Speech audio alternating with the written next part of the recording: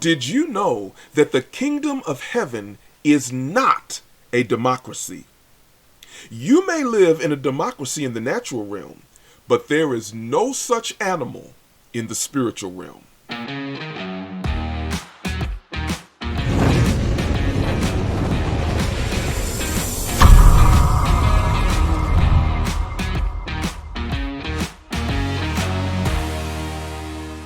Welcome to heavenCulture.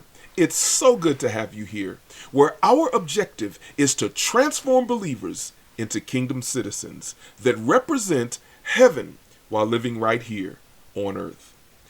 All right, let's get into this. In the West, and especially in America, we have no idea what it's like to live in a monarchy under a king. Yet the kingdom of heaven is a kingdom. So in order to operate in the kingdom of heaven, we must learn some basic things about how kingdoms function. Kings and kingdoms. A king is a sovereign ruler. A kingdom is the area where the king rules, or the king's domain. Within the domain of the king, his will is sovereign, meaning he can do whatever he wants to. In a kingdom, everything, including all the land and the people, belong to the king.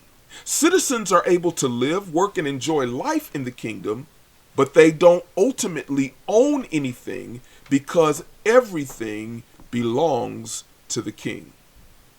Psalms 24:1. The earth is the Lord's, and the fullness thereof, the world and those who dwell therein. So, with great humility, we must understand that God is supreme and that we live in His kingdom, and that knowledge is essential. How do you relate to a king?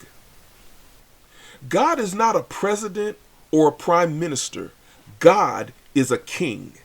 If you are going to succeed in His kingdom and fulfill your purpose and destiny, you must understand that in a kingdom, the king's will is supreme. So let's examine a few scriptures about kings. Proverbs 14:35. The king's favor is toward a wise servant, but his wrath is against him that causes shame.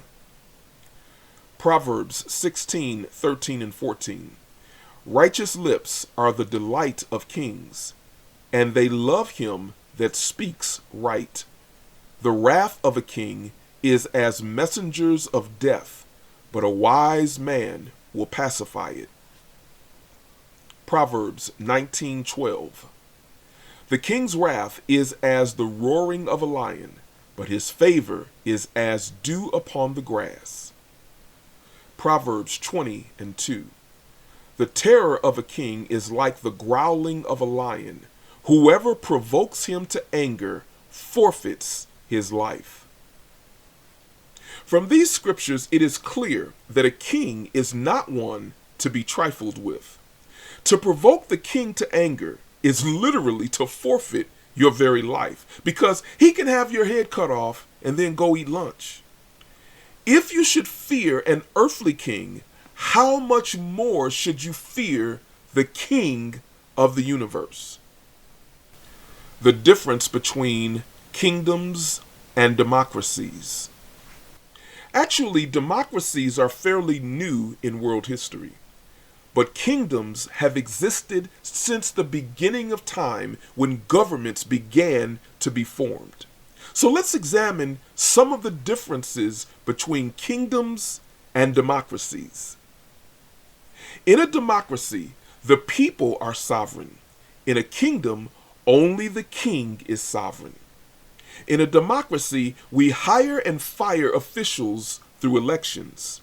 In a kingdom, the king is not elected and can't be voted out of office. In a democracy, elected officials serve for limited terms. In a kingdom, the king is the sovereign ruler until his death. In a democracy, if enough people agree and vote, laws can be changed. In a kingdom, the king's law does not change no matter how many people don't like it.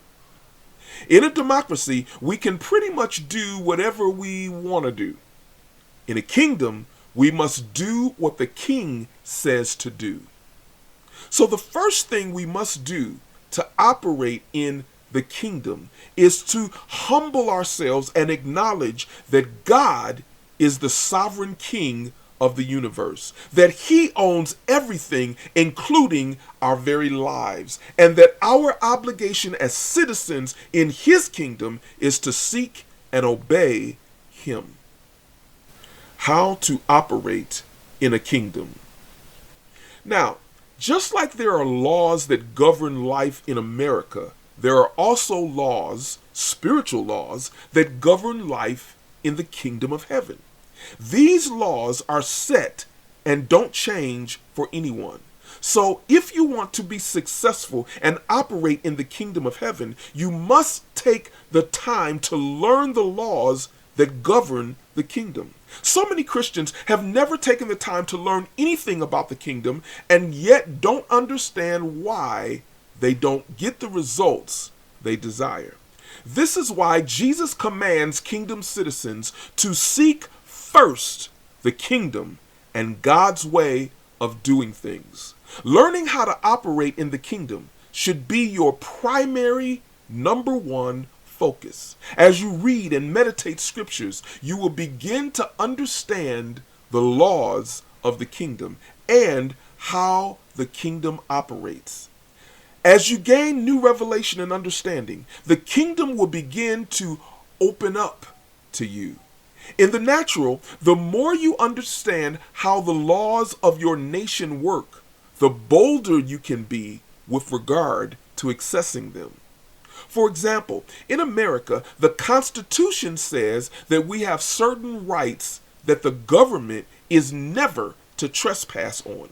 Our founders recognized that these rights were not given by man, but rather by God, and that government's only role is to recognize those inalienable rights and not trample on them.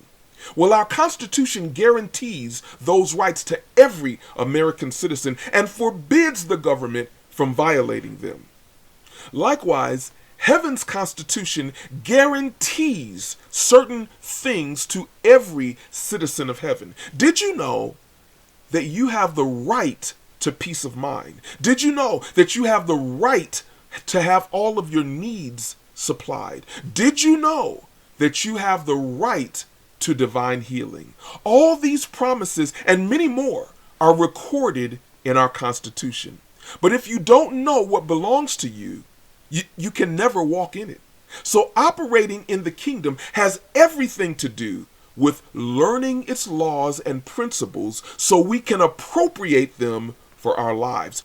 Failure to do this dooms you to lead a substandard life where you operate on the level of unbelievers who don't know God. Well, I hope this has blessed you. If it has, please click the like button and give it a thumbs up. Also, please post your comments and questions in the comments section below. I want to hear from you. Thanks so much for your time. I look forward to continuing this journey with you.